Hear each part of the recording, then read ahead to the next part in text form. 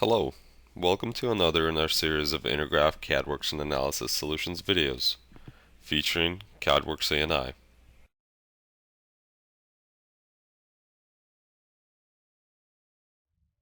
In CADWorx E&I, the user can create graphical drawings also manually. That means he can load symbols manually by selecting them from a certain library and place them on a symbol and make connections to them. In the second step of this movie, we would like to show you also the macro functionality. Now, as you see here right now, it is possible to select in a symbol library different symbols, go through the list and see a preview of the symbols and load them to a drawing. Right now, we focus in this video on IEC standard. The ANSI standard is also available and the functionality is the same, of course. If the user knows the name in the symbol library, he can type the name in and jump then accordingly in this list. After selecting the symbol, he can load it to the drawing and place it on a certain position. After he did this, in this example we will load now a second symbol to this drawing, which are terminals. So if the user selected this terminal and placed it in the drawing, we have also another functionality available, which is called reload symbol. That means if a symbol is already placed in a drawing, we can select the symbol and place then in a kind of loop this symbol to the drawing very easy and fast. After placing the symbols, it is of course possible to make connections between the symbols. In this case, we see now a mechanical connection between the terminals to create a terminal strip, and in this example now we see electric connections.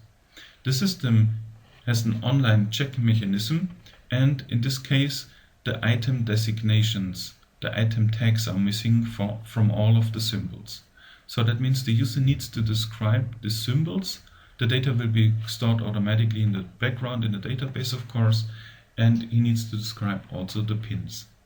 After all information is given, the system is checking that everything is alright. So that means we get here black electric lines, and for the system it is okay. Now, this is typical functionality of placing symbols and make connections. In the second step now here we see the macro library. That means here also the possibility to go through a list and select the macros and see a preview on the right hand side. In this example we place now a busbar system and place several circuits to this busbar system.